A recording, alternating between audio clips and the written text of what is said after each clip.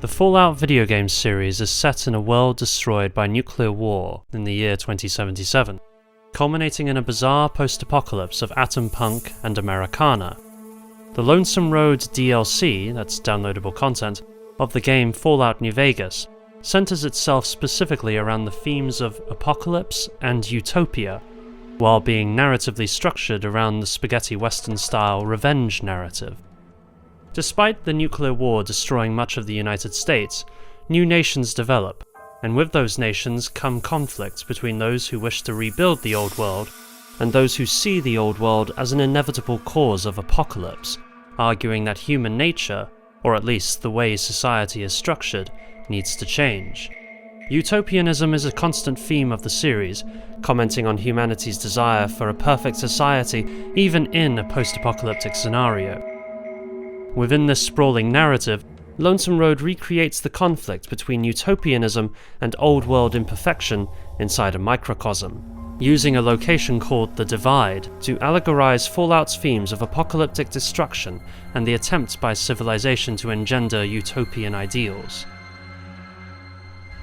The DLC is named after a passage from Samuel Taylor Coleridge's poem, The Rime of the Ancient Mariner. Like one that on a lonesome road doth walk in fear and dread, and having once turned round walks on, and turns no more his head, because he knows a frightful fiend doth close behind him tread. The passage summarizes the game's plot about a man named Ulysses, who stalks the player character known as the Courier. The Lonesome Road refers to the picaresque backgrounds of the two characters.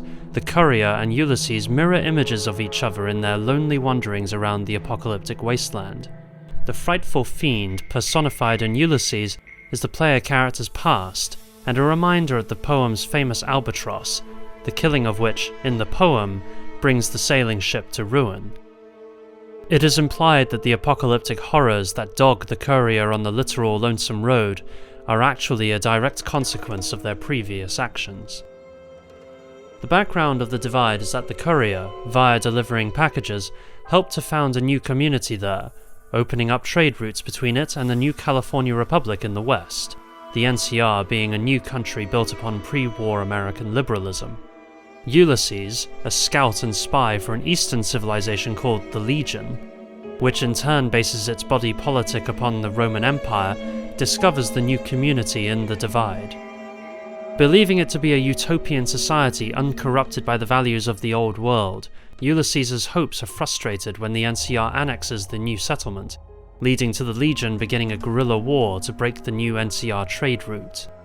The conflict is brought to a quick and dramatic end when the Courier delivers a piece of pre-war technology to the town. After the Courier leaves, the device switches on the atomic warheads buried beneath the Divide within pre-war missile silos, leading to their detonation and the community's total destruction. Ulysses, despairing at the loss of what he thought could be his new home, swears vengeance on the Courier, whom he blames for the catastrophe. You destroyed a nation taking its first breath, a place that could have been my home.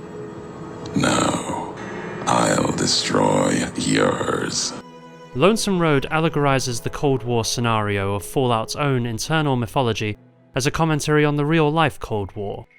Ulysses describes the Courier's actions as careless, highlighting the negligent behavior of the two superpowers, in Fallout's case the USA and China, choosing to destroy the world rather than let the other side win.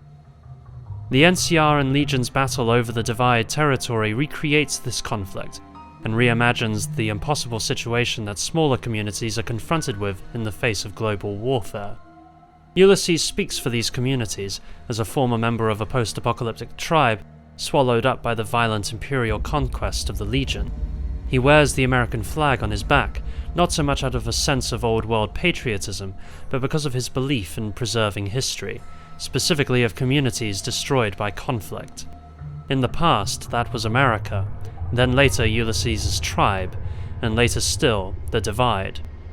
His attachment to lost civilizations gives him the emotional drive to carry out his vendetta against the character he blames for destroying the one new nation he could believe in. When I saw the divide you made, I saw a second chance, a new way of thinking. My world, no longer the East. And you brought the West in that package, destroyed it all. Most spaghetti westerns revolve around the wandering protagonist's ceaseless desire for revenge, typically for the murder of a lover or family member.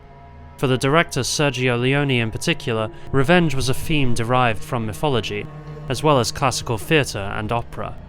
His films were stylish and operatic to reflect this notion, that the Western was set in a landscape outside of history, and instead within the realms of legend.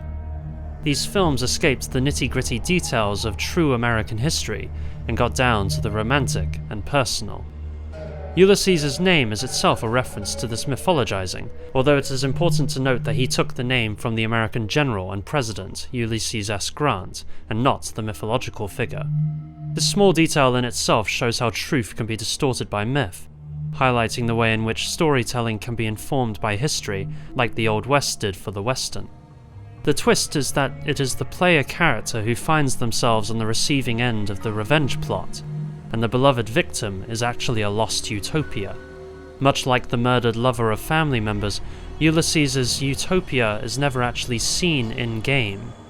The Divide community is described in abstract utopian terms, a concept that Ernst Bloch explains as a repaired present. Ulysses saw the Divide as a means of improving the current world, describing it as another chance, a new nation stirring to life, a place I could have set my flag. Not the America of old, something better. The Divide could have bridged both. The East and West. It is a fantasy of what could have been, so Ulysses' goals are twofold: revenge and resurrection. Ulysses' plan is to use the atomic warheads in the pre-war military silos throughout the Divide to destroy the NCR, and bring about another apocalypse in the hopes that his utopian community can be reborn in time, unabated by the trappings of pre-war ideology. An atomic phoenix rising from the radioactive ashes. Through this, Lonesome Road realizes a concrete utopia, where the utopia is on the horizon of reality, but nonetheless out of reach. The Lonesome Road is itself like this concrete utopia, stretching further and further into the horizon, promises by Ulysses of finding it at the end sounding like taunts when there is seemingly no end in sight. Fallout New Vegas is a very clunky old game with very few dramatic moments. Thanks to an old gaming engine and lack of pre-rendered cutscenes, most of the storytelling is done through dialogue and level design. One of the few operatic flourishes comes with the confrontation with Ulysses, where the first musical notes of the game are replayed, and a missile rises behind an old world flag.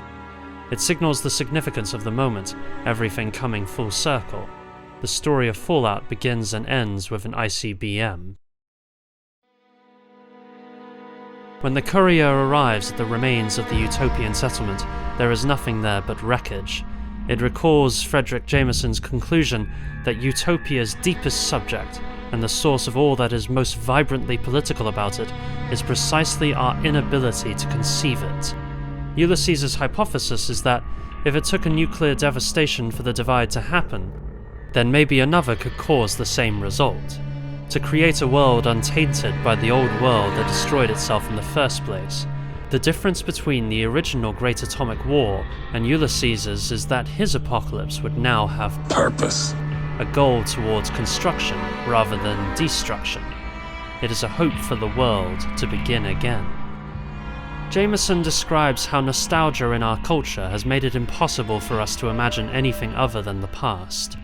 Ulysses, the NCR, and the Legion are all trapped in their plans for the future within structured understandings of what they imagine the past to have been. Even Ulysses' plan to decimate the world to create a new tabula rasa is indulging in repetition, a vague hope that a second nuclear war might create a society which itself only exists in his idealized memory. This is why Lonesome Road takes the form of the spaghetti western. It is a romantic story about a mythologized history the player never sees, garbed in the style of a romantic mythologizing genre of cinema. The DLC is as trapped in the past as Ulysses and our own nostalgic consumer culture.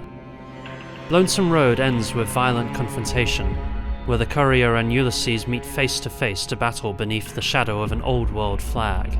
Like spaghetti westerns, all the slow build-up and drama inevitably build up to swift and decisive action. Revenge must always have its price. Whatever the outcome, the story ends with a slideshow, as per Fallout tradition, and in it, Ulysses responds to the old Fallout mantra, "War never changes," with "Men or women do," through the roads they walk. Now outside of the romantic conventions of spaghetti western mythologizing, Ulysses learns a wise lesson from his experiences, much like the mariner does in the Rime of the Ancient Mariner.